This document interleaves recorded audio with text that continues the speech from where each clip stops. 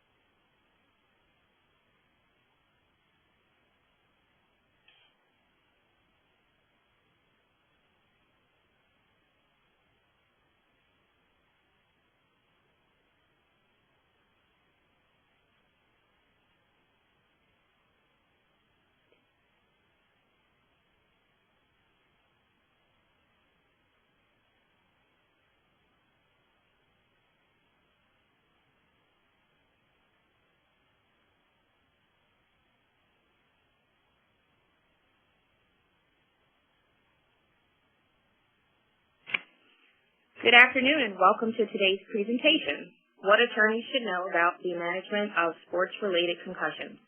Before we start our presentation, I did want to go over a few things. This webinar will be recorded and emailed to all participants tomorrow morning via the email that you use to register. This webinar is designed to provide the attorney with the most recent information about current evaluations and management practices for sports-related concussions when handling these types of cases. The following topics will be covered: concussion, what it is and what it isn't, professional roles and responsibilities, what are the roles of the physician, athletic trainer, coach, parent, and athlete, evaluation and management practices, what do the experts say, model school concussion protocols, what schools should be doing to manage concussions appropriately and safely. To give you a little background about our presenter, James Weagley is an NATA certified athletic trainer who has worked for more than 30 years providing services in clinical, collegiate, and high school settings. He holds a master's degree in physical education and sports medicine from East Stroudsburg University. Mr. Weagley has served as a sports medicine program director for a private orthopedic practice and hospital.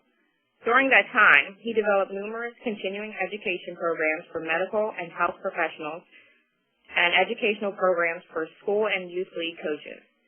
Mr. Weagley has also worked as a high school athletic director, serving as the program administrator for all aspects of the interscholastic athletic program. For those of our attendees who require a code for tracking purposes, the code word for today is concussions. During the presentation, we will take short breaks, and during that time, we will ask that you enter this code into the chat feature for CLE reporting purposes. The chat feature is located to the right of your screen.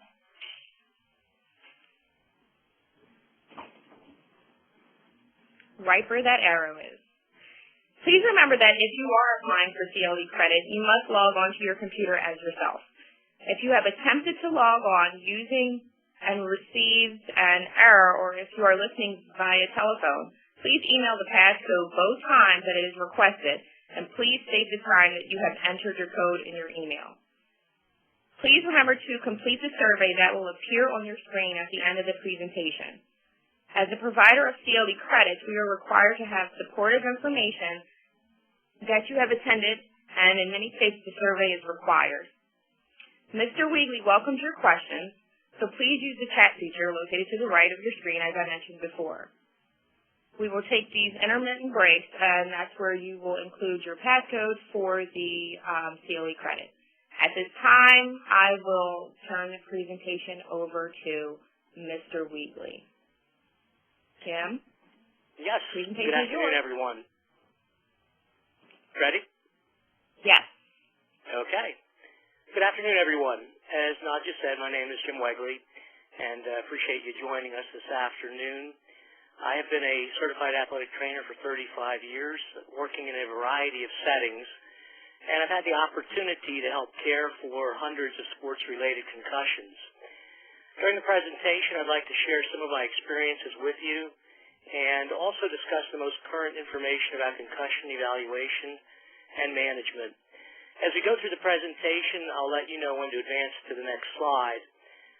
There will be times where I'll provide quite a bit of narrative between slides, so don't be alarmed. I will let you know when we move to the next slide. And as Nadja said, there's going to be 2 opportunities for questions and answers during the program. Okay, so here we go. And actually, if you could, I'd like you to go back. We'll go back to the first slide that starts with the program topics. And I do want to elaborate on some of that information just a little bit. The concussion, what it is and what it isn't. I'm going to provide a brief overview of exactly what happens when a concussion occurs. I will discuss the physiological response of the brain and initial findings once the concussion occurs. I won't go into too much detail about the physiological response because, to be honest with you, I don't and not everyone fully understands that at this time. Professional roles and responsibilities. What are the roles? The physician, the athletic trainer, the coach, the parent, and athlete. Each of these individuals has a very important role to play in the safe and effective management and recovery from a concussion. I'm going to make an extremely important statement right now, and you will hear me repeat this throughout the program, and that is effective communication is a key element in effective concussion management. From my experience, I would say that lack of communication is the reason where many problems in effective concussion management occur, and unfortunately, the things end up in the courts.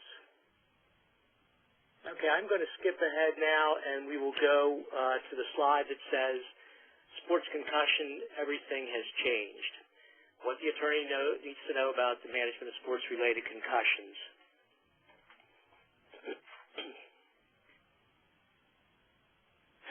The program today is designed to provide you with the latest information about current evaluation and management practices for sports-related concussions. My program title, Everything Has Changed, might be a bit of an exaggeration, but it is true that in the past 5 to 10 years, much of the way we evaluate and treat concussions has changed dramatically. And I think you only need to look at the multi-billion-dollar lawsuit filed last August against the NFL by over 4,000 former players to understand that things have changed.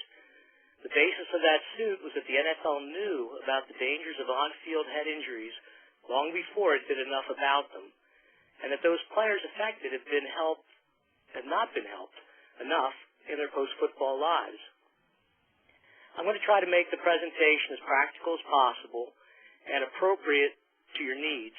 That being said, we'll need to talk about some of the physiology involved so you have a better understanding of what concussions are and why we now treat them the way we do.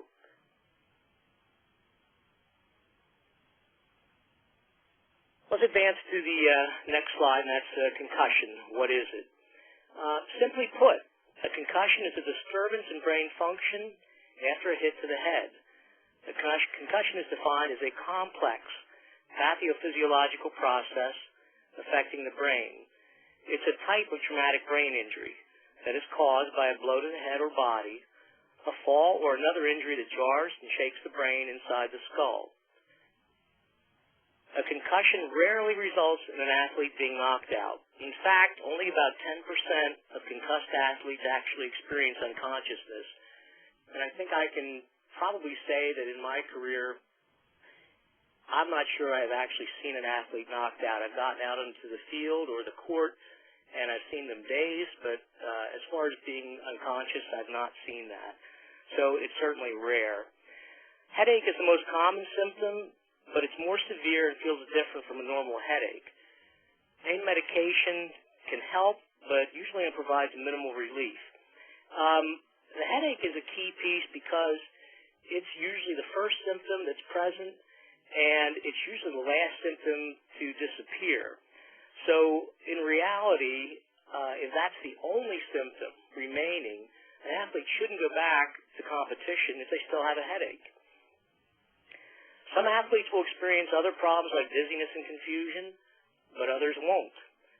A concussion can vary greatly from one person to the next. We have realized we need to treat people on an individual basis, and I think that's really important, and that's something that has changed dramatically. At one time, and some of you may remember, concussions were graded, first, second, or third degree, and that was according to whether the athlete had been knocked out and also the presence and severity of other symptoms.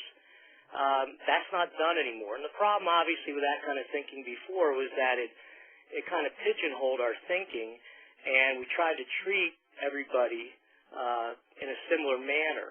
And that's not being done now. Concussions are treated on an individual basis. You're going to see as we go through the program that there are testing procedures, there's protocols, there are expectations, but we don't treat everyone the same. Important point to understand. So I would say if you happen to have a case and a medical professional is still referring to concussion by first, second, or third degree, I'd be concerned about that individual's current understanding of concussion management. The advancement of concussion care has occurred in large part as a result of recommendations provided by the International Consensus Conferences on Concussion in Sport.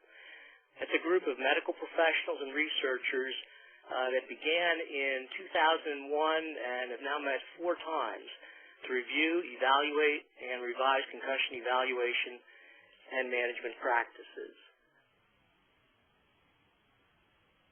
And we'll go on to our next slide, concussion.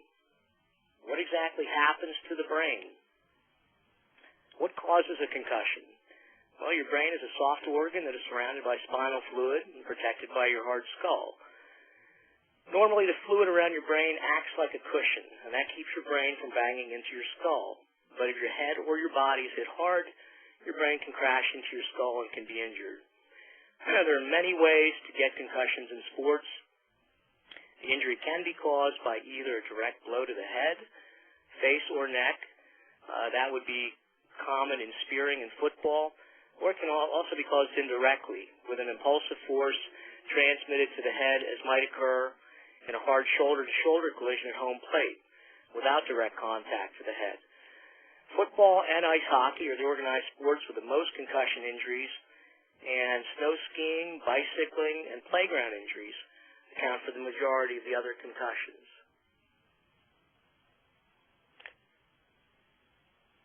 Okay, our next slide, concussion by the numbers. The incidence of concussion for high school and collegiate football players is 3 to 5%. And I strongly believe, and I don't believe I'm alone in my thinking, that that number is very low, or certainly I think the reporting is on the low side. According to the Center for Disease Control, 40% of sports-related concussions involve children between the ages of 8 and 13. I think there's several reasons that such a high incidence of head injury occurs in that age group. I believe that one, it would be because they have not developed adequate neck strength to absorb some of the external forces that occur with contact. As you may be aware, neck strengthening is an extremely important part of football conditioning. Also for that age group, they've not refined their tackling technique, so they will tend to still tackle with their head. And the younger age group have a disproportionate head size relative to their overall body size, so they're going to be more susceptible to head injury. Another very important point that I want to bring forth, and that is that research has shown that females have more concussions than males. Not only do they have more concussions, but their symptoms typically last longer as well.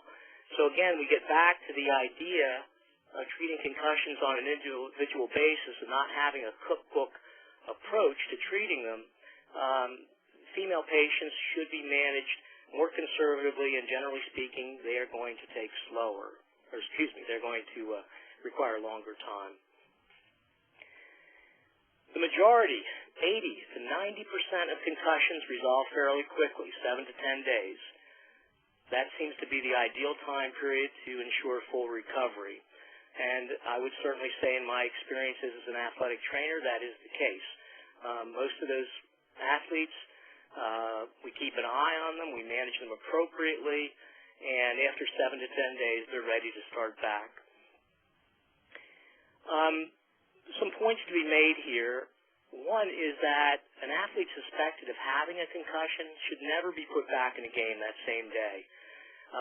So if you are in a situation and you find out that a coach or whomever suspected a concussion, an official suspected a concussion, and put them back in the game, that would definitely raise a red flag. The 7-day rest period is based on really solid research, and it's based on brain physiology. When a concussion has occurred, there's decreased blood flow to the brain and an increased glucose supply.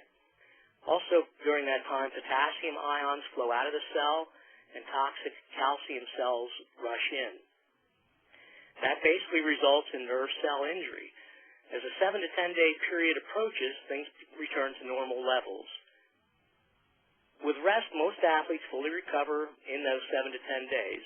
And again, it may take longer We now treat concussions on a case-by-case basis. The injury that occurs in concussion varies from individual, and the recovery varies from individual to individual as well. I had a football player this past fall that was out of activity for over 2 months because he still had a headache. And he probably, all of his symptoms were actually gone. He was feeling fine, but he still had that headache. And any time he would attempt anything that would be beyond a normal resting level, even if he tried to walk quickly up the steps or jog up the steps to a class, his headache increased. So for that reason, we kept him out the necessary time until that symptom resolved.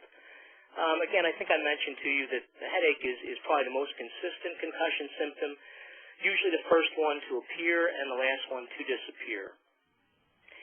It's not uncommon for middle school age kids to take 3 to 4 weeks until full recovery is made.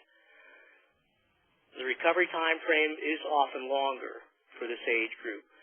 With many injuries, children recover more quickly than adults. And a concussion is an exception to that rule. Children take longer. The brain does not fully mature until age 18, so it's particularly important to exercise caution with the younger age group. Cerebral blood flow is impaired much longer in an 11 to 15-year-old when compared to adults. For example, with the 11 to 15-year-old age group, at 2 weeks, they only have 27% of their normal cerebral blood flow. And at 4 weeks, they only have 64% of their normal cerebral blood flow. So that particular age group is going to take longer. And again, we individualize our approach. We take into consideration male, female, and we take into consideration how old that child is. An athlete who has sustained a concussion is 3 times more likely to have another when compared to someone who has never had a concussion. And I would say the chronic concussion case is the most challenging.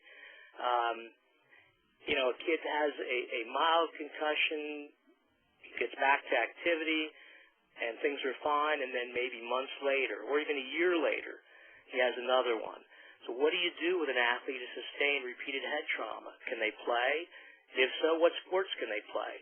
And if they play, what concerns would you have in terms of equipment modifications, things of that nature? So the chronic concussion is a real concern. Repeated concussions or severe concussion may require surgery and can lead to long-lasting problems with movement, learning, or speaking. One only has to look at problems that former Chicago Bear quarterback Jim McMahon or boxer Muhammad Ali have to realize this. Problems such as multiple sclerosis, Parkinson's disease, and Alzheimer's disease can occur as a result of long-term head trauma. Concussion in sports is a very serious problem, and in reality is more prevalent than we realize. Surveys of football players revealed the following reasons for not reporting a concussion, and I mentioned this earlier. One, the culture of the sport. Those of you that played football, those of you that have been around football, I think you understand it's a unique culture. It's macho, it's a testosterone sport, and there's a perception on the part of those athletes that they're indestructible. And obviously, if they're suffering from injury, they're perceived as weak oftentimes, and so they don't want to admit that they had a concussion. And it's a dilemma, obviously, because I recognize the fact that you need to be tough, you need to be physical, you need to be aggressive to be an effective football player. But on the other hand, you also have to be willing to admit when you've had problems and when that problem is affecting you to the extent that a serious concussion may be. Another reason why I think that concussions are underreported is because athletes don't really understand. They didn't think the injury was serious enough to report. It's commonplace now for a lot of high schools to hold pre-season meetings with teams for the athletic department to have meetings, and in those meetings, head injuries are addressed. And parents and athletes are provided with information about concussions, about what to look for and the dangers. But again, the reality is that with many of these injuries, we're dealing with adolescents, and they operate just a little differently than you and I. Other reasons, as we talked about here, they don't want to be held out of the game, and they're just not aware of the severity of the problem. I'll give you a case study, something that happened this past fall that illustrates this. I was at a Friday night football game, and several of the offensive linemen approached me and said they wanted me to check Mike Smith. Obviously, that's an alias name. Said he was not acting right, and I asked them to tell me specifically what they thought the problem was. They told me he was not able to remember the plays and was acting goofy. Now, Mike's a little goofy to begin with, but when I spoke with him, he was acting goofier. That probably isn't a word, but we'll say he was acting goofier. He wasn't acting like himself, so I removed him from the game and performed a sideline evaluation. He performed fine in the cognitive evaluation. His immediate long-term memory was fine. He could problem solve. He was well-oriented. All that checked out fine. His balance testing was normal. His eye movements, his vision testing were normal, and he said he wasn't having any symptoms. Said he did have a headache, said he wasn't dizzy, wasn't nauseous, no sensitivity to light, no problems. But based on his teammates' concerns and the fact that he had already sustained 2 previous concussions while playing football, I acted conservatively and kept him out of the game. I spoke to his mother and provided the results of my evaluation, and also gave her home care instructions to review over the weekend in case his condition worsened. During the next day, he complained of a severe headache, dizziness, and nausea, and he was taken to the hospital and evaluated by a neurosurgeon. He was diagnosed with another concussion and ended up missing the last 3 games of the season. He also later admitted that he had lied during my evaluation about not having any symptoms because he wanted to play. Obviously, evaluating and treating this problem can be quite a challenge at times. And, if I think about my exam for him, based on that, and that alone, I would have let him go back in. But again, I try to approach these problems, head injuries, very much conservatively, and recognizing the fact that his teammates didn't feel that he was right, and more importantly, the fact that he had had 2 previous concussions was a red flag, so I did not let him participate. So a concussion typically results in the rapid onset of short-lived impairment of neurological function that resolves spontaneously. However, in some cases, symptoms and signs may evolve over a number of minutes to hours, and they might last for days or weeks. At this point in the program, we can take a brief break, and I can answer any questions you may have up until this point regarding the information we've covered. We will then resume and complete the rest of the program. Yes, we will. Thanks, Jim. I did want to ask that everyone chat the passcode, the CLE passcode in the chat feature now. Awesome. Okay, so our first question is something that I was thinking about, Jim. Can you develop symptoms of a concussion like weeks later, or it has to be when it occurs? Tough one. I can't say I've seen that. I think that it's conceivable that you would have mild symptoms initially. Certainly they can get worse as time goes on. But it's very possible, if you think about it, that you might have a headache, and it might not be that bad. So you're just thinking, well, okay, I got the flu, or I'm getting a cold. Maybe you have an upset stomach as well, and you're thinking again that it's something else. So I would say it's more likely that there are some symptoms, but they're mild in nature. and that as time goes on, they get worse. And obviously, actually, that question brings me to a very, very important point, and that is that the worst-case scenario is when someone doesn't really report much of a problem initially, and then things get worse, because obviously, as we've said, the typical scenario is that things gradually get better. So a situation where things get worse, obviously that's a red flag, and that individual needs to be checked. So good question. Okay. Now, can concussions be present without a headache as a symptom? Yes. Rare. I don't know that I've seen it, but that could happen, yes. I would say that, I'm thinking back now, I can recall several years ago where the most prevalent concussion symptom was sensitivity to light and vision problems. So I would find it surprising that they wouldn't have any headache, but it's certainly realistic that that might not be their worst symptom. Okay. So we have a question here. With the current attention to the importance of treating concussions early, does it appear that students and parents are reporting the suspicion of a concussion more frequently? Are students comfortable reporting concerns of concussions? Yeah. That's the other side of the sword. Again, I think we've made tremendous progress in the evaluation and management of concussions, and I think the kids that at one time may have ended up having long-term problems, we've now prevented that, and that's the good side.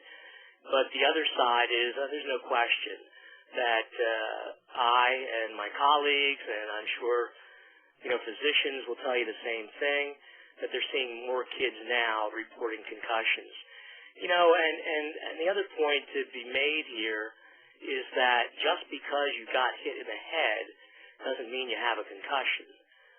One doesn't absolutely mean the other occurs. I like to say that you've been dinged. I have kids that say they got hit, and I'll take them out of the game, and they resolve quickly. Now, I think somewhere in our discussion so far, I did indicate that if a kid has any indication of a concussion, I will not let him go back in the next, during that day on that game. But I've had kids that, were quote-unquote dinged that got hit, and later on that day, the next day, showed no signs or symptoms of a concussion. They completed all the testing protocols without difficulty. So they didn't have a concussion. They were dinged.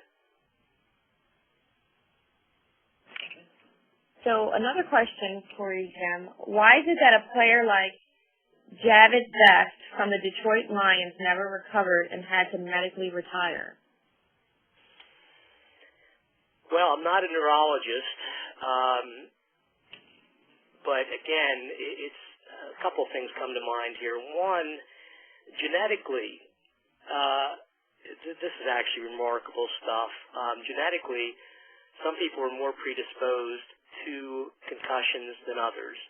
Genetically, some individuals are more predisposed to having long-term symptoms and actually physical changes, cellular changes to the brain than others.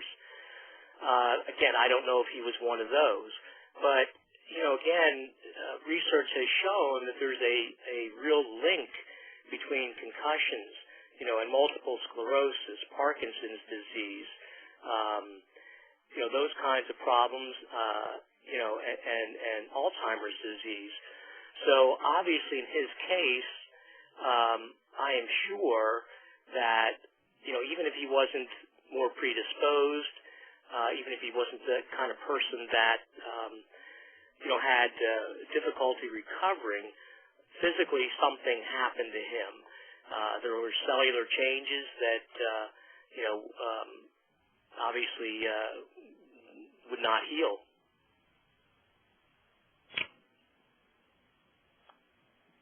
Okay. So I wanted to know if, so it says a neurologist here in San Diego maintains no concussion unless loss of consciousness. Does that make sense? No. Isn't it inherent that a loss of consciousness, a short duration, may be recognized individually? I'm not following that question. I mean, the first question you asked was, I believe, basically, do you have to be unconscious to have a concussion? Is that correct? That is correct. No, absolutely not. I think that's actually all the questions we have right now, Jim. So we're going to move forward. Good. Okay, Great. We'll move on. Thank you. Yeah. Okay, the next slide is the MRI. And I think this is an important point to discuss and understand. Concussion can result in neuropathological changes, and the question about you did best, I think, it's appropriate. Obviously, something, happened. There were cellular changes that we're not going to heal. But the clinical symptoms, the acute clinical symptoms of a concussion reflect a functional disturbance rather than a structural injury. And although advancements are being made, currently no abnormality is seen on standard neuroimaging studies. So a thorough exam, constant monitoring, follow-up evaluation are the current standard of care for the injury.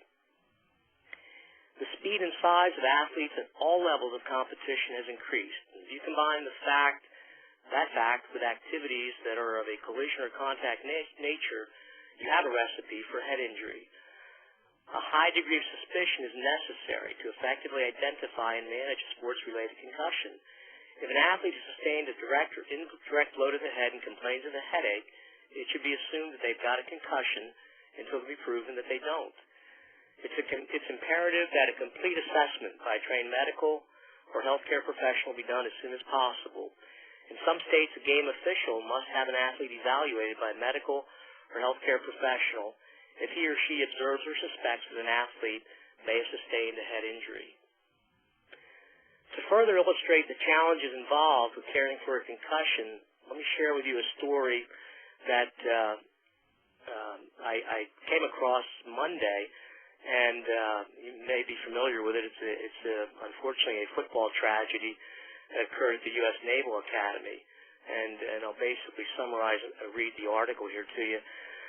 It involves a football player named Will McCamey, who was hospitalized since collapsing at practice 3 days ago. He died while in a coma.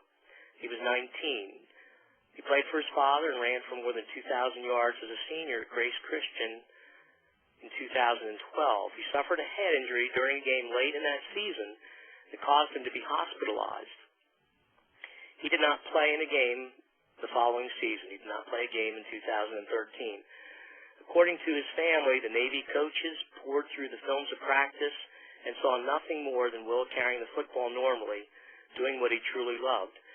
His family said he had been cleared to resume playing football after seeing 4 neurosurgeons and undergoing several CAT scans and MRIs. So again, I talked earlier about the challenges of chronic or repeated concussions, and that certainly illustrates the point. The young man was appropriately cared for.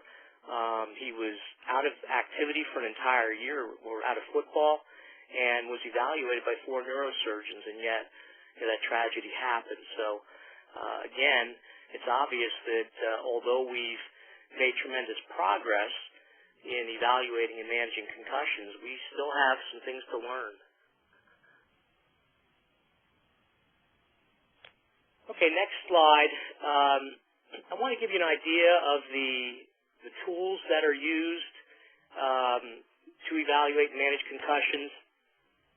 And I would say that these really are the standards of the industry now. Much of this material came from the Consensus on Sports conferences. But the one that's commonly used is called the Sports Concussion Assessment Tool, or SCAT. And there's different components to this. The first one is a graded symptom checklist, and I'm not going to go through all these. You can see them on the screen there. Obviously, a number of different symptoms, and they are scored 0 to 6. 0 meaning they don't have that symptom. 6 would be the worst that they can imagine. And an initial and all subsequent concussion evaluations should include objective tests. You want those tests to evaluate the presence and intensity of symptoms, like the graded symptom checklist. There's balance and coordination and cognitive function tests as well. The SCAT program is widely accepted and utilized concussion screening tools and forms the basis for a good evaluation. Athletes do react and recover from brain injury differently. It's critical to involve someone like a close friend or parent that knows the athlete's personality well from the beginning. Sometimes, as an evaluator, I might overreact or underreact to an athlete's condition because I don't know them as well. Obviously, being at the school where I work, I've been there a long time. I know the kids and I know the family, so I know the kids' personalities. But in a situation where a kid sees a doctor for the first time, obviously the parents present is very, very important. The graded symptom checklist, basically an athlete should not be allowed to return to competition if there's a 1 on any of those. So basically I would score this each day that I see the kid. And typically when I see them initially, I'm going to be writing numbers or circling numbers that are 3s, 4s, 5s, and even 6s. And obviously as the week goes on, the 10 days go on, I should see those going down to 1 or 0. But I'm not letting that kid move anywhere or do anything until those are all 0s. Another part of the sports concussion assessment tool is balance assessment. You can see there how those are done. I don't use a foam mat to begin with. If you've ever tried that's difficult, even for those of us that don't have concussions. So I'll have them just balance on flat ground. Initially, I'll start, with their eyes open and just ask them to stand still. Obviously, if they sway or they're losing their balance or they have to make physical corrections to ensure balance, I've got a problem. So you progress from that to eyes open, standing on one leg, eyes closed, standing on one leg, and progress on through. So we want to be able to see them maintain their balance for a designated period of time without losing balance. And usually about 15 to 20 seconds is recommended. Okay, our next slide is the mini mental status exam. I have these forms that I keep in my first aid kit on the sideline or the edge of the court, and I will evaluate the kid right there with these. Well, as I do with the other things as well. But, as you can see from this, it's a series of scored memory and problem-solving questions used to assess an athlete's orientation and their cognitive abilities. Questions that evaluate short-term and long-term memory are used. And it's a very, very helpful tool, as are these others with the balance and the graded symptom checklist. I will copy that information and send it to the doctor's office so that they have a reference point to refer to, okay? So if proper procedure is not followed, if an athlete's return to activity too soon, you can have devastating consequences. An athlete whose symptoms are not fully resolved and have not healed completely can die as a result of second impact syndrome. In second impact syndrome, an athlete still experiences symptoms, returns to play prematurely, and sustains another head injury. Diffuse cerebral swelling, brain herniation, and death can occur. As we talked about before, repetitive head trauma for participation in sports such as football, ice hockey, boxing, can result in permanent change in brain function, including memory loss early Alzheimer's disease, Parkinson's disease, and emotional disturbances. Okay, our next slide, professional roles and responsibilities. The physician. The physician is the gatekeeper and they direct care. The physician must make and clearly communicate decisions regarding schedule modifications, reduced school day schedule, no physical education class, medications, return to play. All of those things need to be clearly communicated. An athletic trainer is involved in 94% of concussions as compared to only 59% of primary care physicians. I came across that statistic, and I don't find it surprising. Again, the athletic trainer is right there on the field or at the school, so we're the first ones to see these. An athletic trainer by law works under the supervision and direction of the physician. When I'm at school, I'm working under the direction of our school physician. The trainer can serve as the physician's ears and eyes at the school. He or she can monitor and perform testing as per the SCAT protocol. The trainer also supervises return-to-play protocol when approved by the physician. The trainer will provide documentation as the physician has desired, and I talked about that earlier. A school should have standing orders in place for the athletic trainer to perform standard performance activities in the absence of the physician. Managing concussions is one of these activities. Standing orders are actually required for an athletic trainer to practice. The parent performs a vital role, monitoring the athlete. Since they are most familiar with the athlete's personality, they're in a unique position to report any behavior changes to the physician. Also, it would be their role to enforce any activity or electronic equipment restrictions requested by the physician. The athlete, again, although they're an adolescent or younger in many cases, they have a responsibility as well. Obviously, that responsibility increases the older they get. But an athlete's got to feel comfortable and understand the importance of honestly communicating with the trainer and parent. They must willingly comply with any restrictions regarding the use of electronic equipment or activity restrictions. That's a very, very challenging group to work with. Those of you that have teenagers, I'm sure you understand that. They're young. There's a feeling of invincibility. It's hard to make them realize the seriousness of a concussion. I don't know how many of you have an adolescent daughter, but good luck trying to get her cell phone from her. That can get ugly. But those kinds of things, getting away from the computer, getting away from, any electronic device, texting, all of those things, that needs to be restricted while they're recovering from a concussion. Next slide, a model school concussion plan.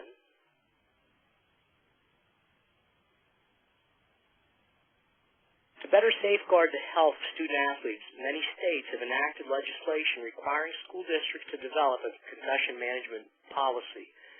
Presented here is a summary of what some of the policies contain. They should contain educational programs. All medical and healthcare personnel authorized to evaluate and treat an athlete with concussion and determine a timeline for safe return to play should have completed a training program of concussion evaluation and management. Coaching education programs. Each year, a coach must complete a concussion management course. An informal meeting for all athletes and parents prior to the season to include concussion risks, symptoms, and management procedures. A concussion information form should be sent home with each student athlete to be reviewed and signed by the student and parent and returned and kept on file at the school. Protocols should be established. Complete evaluation by a trained, experienced medical or healthcare professional must be required.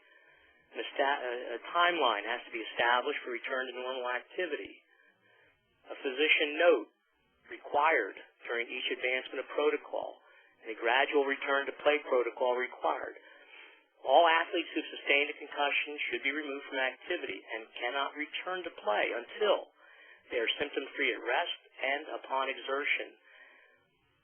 And if they've been out for a period of time, they have to complete a gradual return to play protocol under the direction of a licensed medical healthcare professional trained in the evaluation and management of sports concussions.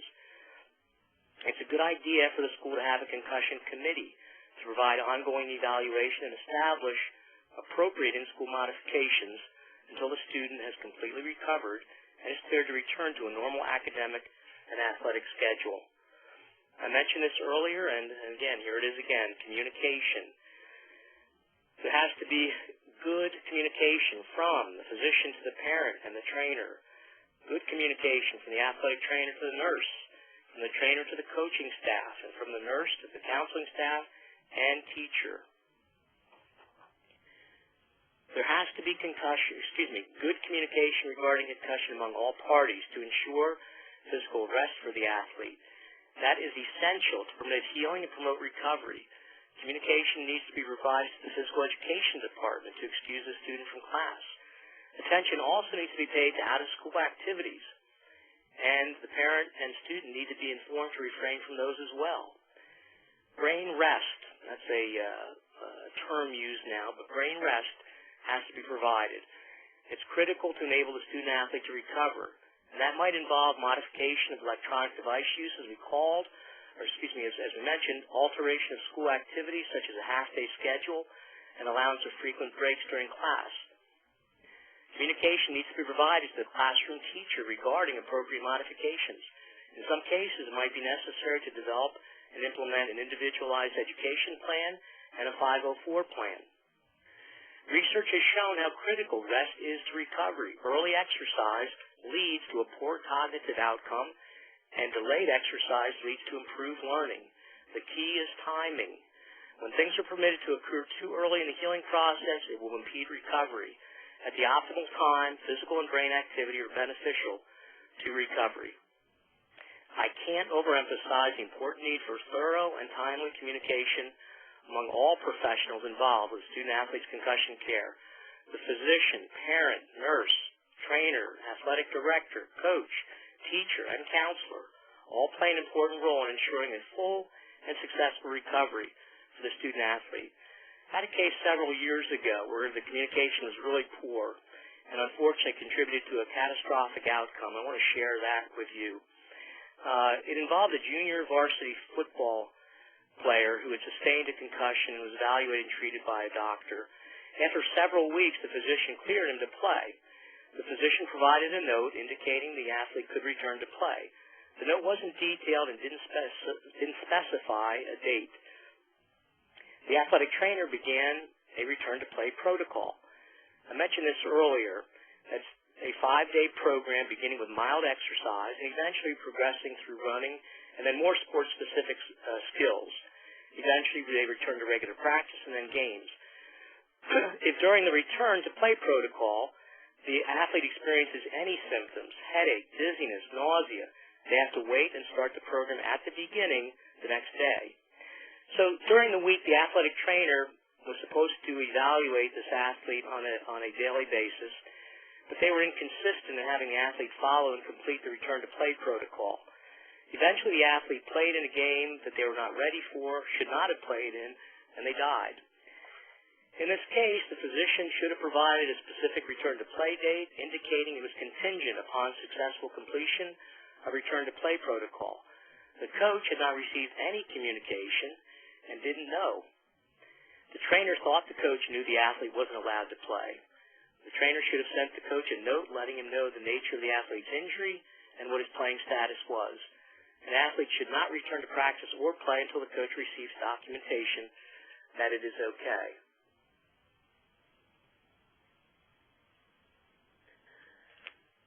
Okay, so time to solve the puzzle. I put together a list of questions, concerns that I think are appropriate when evaluating a concussion case. First of all, has the athlete been properly trained to perform the skill? In a sport like football, is the coach teaching safe tackling technique, which involves tackling with the shoulder and not the head? Is the coach qualified to instruct the skill? What's their level of training and experience? Was proper supervision provided? I'm sure you're well aware that when we deal with sports injuries and they end up in court, lack of proper supervision is probably the number one issue to be addressed. So were they supervised adequately? Also, if it's a high-risk skill, such as teaching a tackling drill or gymnastics drill, they're given one-on-one supervision. Was the facility suitable for the activity? Situation like we have this spring, bad weather. Not uncommon for teams to conduct indoor practice, but were accommodations made to account for a different environment? Was the athlete removed from activity and evaluated by a qualified medical or healthcare professional? It's more than likely in an interscholastic sports environment that the athlete would be evaluated by the athletic trainer. An area where I have big concerns is our youth leagues. National programs like Little League, I'm confident that they have a concussion management program in place, but your typical community or town league, what are they doing? What is their situation? Does the school have a sports concussion protocol? A written protocol would be best, but the school should at least be able to describe their procedures and produce documentation to support that they do that.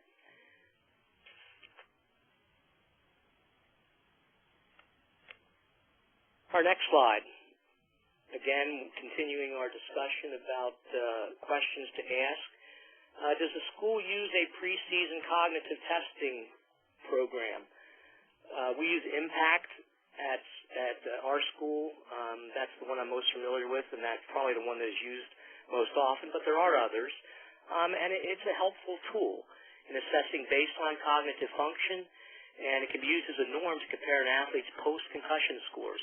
I have physicians call me often when they're dealing with treating one of our kids, and they're looking for the baseline impact test. Has the athlete been evaluated on a regular basis using acceptable concussion management tool? What testing programs are they using? I had a concussion case several years ago, and the family physician office notes involved an evaluation consisting of just a vision screening and a limited discussion of symptoms. No cognitive testing was done, no balance testing was performed, and the symptoms were simply discussed, but the scope of symptoms was limited and not scored. The physician in this case had not had any continuing education in the area of concussion care in the past 5 years and was not familiar with the SCAT protocol. And I recognize that primary care physicians have an incredibly demanding job. They're required to know something about everything. In light of all the recent discussion and emphasis on concussion management, if I were a family physician, I would certainly make sure I was familiar with current practices, though. Is complete and thorough documentation available regarding athletes' concussion care? Detailed office notes and testing documentation should be available. Has adequate communication been provided for all those involved in the athlete's care? Check the paper trail. It should be there. Is a physician note available clearing the athlete to return to physical activity and or regular school schedule? A physician, physician assistant, or nurse practitioner are the only individuals who have the authority to return the athlete to activity and a regular school day after concussion. Has the athlete participated in a return-to-play program prior to resuming athletics and physical education class? An athlete must be symptom-free at rest and during each phase of the return-to-play program in order to return to activity.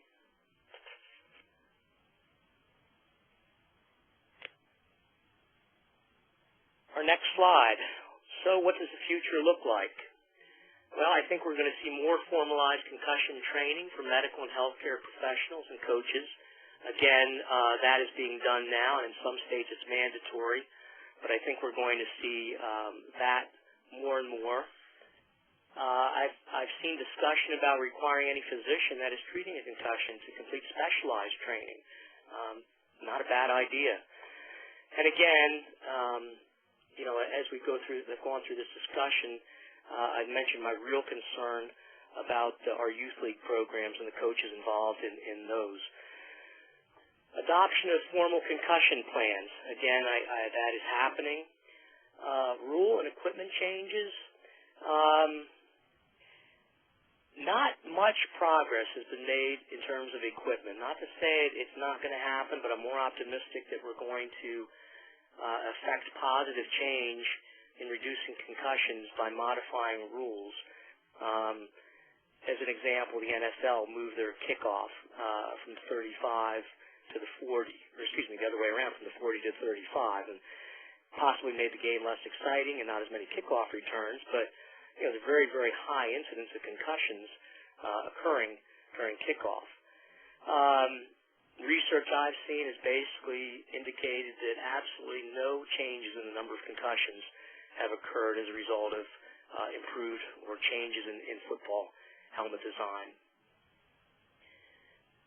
And I think we're going to see more concussion injury litigation. Unfortunately, I suspect there's a whole generation that's going to suffer long-term problems from a concussion-related injury. And I really think we're looking at the tip of the iceberg, unfortunately. So that is the conclusion of my presentation. Again, I want to thank you for joining me, and we will answer any questions that you might have now. Thank you. Okay. Our first question is, what do you think the role of the officials should be in this process during a game? It probably depends on the state, but I know in Pennsylvania, they are required, according to PIAA rule, the Pennsylvania Interscholastic Athletic Association, they are required, if they see any athlete exhibiting any signs of a concussion, they see the kid get hit hard by a ball, they see the kid run into and hit hard by another individual, they see the kid holding his head, they are required to stop play. Their role is huge, absolutely huge. From that standpoint, also for the physical environment. Officials are required to walk the field before the game ever transpires. I know we had a case at our school where the official walked behind our soccer goal and saw that it wasn't bolted down, which it must be, and made us take care of that and address that facility issue before we were permitted to even start. So officials have a huge responsibility as far as this goes. Before we go into our next question, if our attendees could type in the passcode in the chat feature, that'd be perfect. Okay. With the current focus on concussions, are some school trainers becoming overprotective? And if so, what is the best way for parents and student athletes to deal with a trainer who wants to keep an athlete out of competitions even though they have no symptoms? Yes. I think all of us have gotten a bit overprotective. And to be honest with you, I think that possible that trend may continue. I mean, I'm a bit old school. I've been doing this a long time, so I can remember, basically one time the standard was remove them from activity if they're symptom-free in 20 minutes, test them upon exertion, and then go back in. So, do I think it's possible the pendulum has swung a little too far toward the conservative side? Yes, I suppose, but I think that's the reality. I guess my answer to that question then would be, in a situation where a parent feels that the trainer is being a bit too conservative, then I would ask to speak to the team physician. And again, a team physician skill and understanding of concussions can be quite variable. We're fortunate at our school to have a primary care sports medicine physician that completed an American College of Sports Medicine program. So he's fantastic, and he's really very, very up to date on what's happening. But that may not be the case. So I would say, if they're not getting satisfaction from the trainer, talk to the team physician, or then probably visit a specialist. Great, thank you. Are there any state law requirements for testing of athletes who have concussion symptoms? Yes, and again, Pennsylvania has that. If an athlete demonstrates any signs, symptoms of a concussion, they are required to undergo a complete evaluation by a qualified healthcare professional or physician. That varies state by state. So, I can't speak regarding a lot of the other states. I know New Jersey, I've done quite a bit of work in New Jersey. New Jersey has a pretty comprehensive concussion plan. Okay. What do you recommend for the programs where no AHCP is present? What would I recommend for the programs where no ATC? No trainer? It says AHCP. AHCP. That's probably healthcare professional.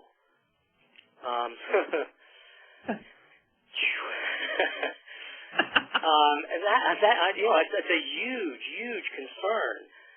And obviously they're going to have concussions and they have a responsibility. I know when I worked with Little League, I served as a safety officer, and we made sure our coaches had, training. So my recommendation to them would be, find, no matter what league it is, find a healthcare professional, find a physician that is willing to in-service the coaches, make the in-service training mandatory for them to coach, and approach it that way. Because then at least you have something. You've got something that a qualified professional has instructed you. And obviously, those individuals, my recommendation to them would be, be very conservative. But they're out there on their own. They're exposed. And that's my concern. So, I think the best case scenario would be that they get training from someone. Okay. In addition to training, are there recommended equipment? In addition to training, is there a recommended equipment standard that needs to be followed? For example, yes. More players are using soft helmets. Football has a very specific requirement. The National Federation of High School Sports, NFHS, there has to be, and actually this applies to a lot of high school equipment, and I'm going to say that I'm relatively confident the same applies to college level. But it has to have a stamp that it has been certified. And football helmets have to be reconditioned every year. Other sports, obviously don't have that requirement. I'll be honest with you, the other sports that come to mind would be ice hockey and lacrosse. I'm not sure what their helmet requirements are, but I can tell you that any interscholastic sport, it would have to have an NFHS stamp. And they have a safety commission affiliated with them that does that. Okay. Is there a chance that, someone could have lost consciousness and not even realize it? Yeah, I would say so. Obviously, if it's a game or practice situation, that's probably unlikely because, they're right there in the midst of all these other people. I suppose theoretically it could happen briefly. Obviously, I would think that kind of thing would be much more likely if you are somewhere on your own and alone and have a fall. I would think that's certainly reasonable. That could happen. Okay. When did the SCAT become the standard in the athletic trainer industry for assessing concussions? Oh, that program, I would have to check exact dates, but if someone would do a search on the internet and basically just put in the consensus conference on concussions, like I said, there's been 4 of them. The first one was 2004. So I'm going to say that then or shortly thereafter, that information became available. Okay. Would you see a benefit in requiring all recreation league coaches to be heads-up trained, or is that not enough? Yeah, there's definite value in that. Absolutely. And that's another good point. I mean, there are, programs available, online programs, tutorial programs. Heads Up is one. I think that might be the one provided by the CDC, but if that's not the one, I know they have one. So, yeah, absolutely. The challenge, again, unfortunately there is that, in many cases, in many youth leagues, people aren't lining up to coach. And, you put a requirement like that on them. Unfortunately, the reality is you may have even fewer coaches. But, yes, I would say that would be an admirable goal. Great. And that actually concludes all the questions that we have. I did want to take the opportunity to thank Mr. Weagley for his presentation. And if any of the attendees would like to speak to Mr. Weagley, please contact TASA, a TASA representative, or, email us or go to our website. I did also want to let you know that we will be sending out a link to this presentation tomorrow morning. So it will be coming from my email account, which is Nadia Samuel. The slide that you're currently seeing is about the CLE information. So the passcode that you entered along with the survey when we end this presentation will allow you those CLE credits. We are accredited in California, Illinois, Minnesota, Missouri, New Jersey, Pennsylvania, and Texas. In addition to being your best source for testifying and consulting experts, TASA also offers e-discovery and document management solutions, free interactive webinars like this one, research reports on expert witnesses, the Challenge History Report 2.0, professional sanction search, and the Expert Profile 360. Thank you again for attending this webinar, and if you had any questions, please feel free to email Carol Pawlowski. Her email address is on the screen. Thank you. Have a good day. Thanks, everyone. Thanks. Bye-bye. Bye-bye.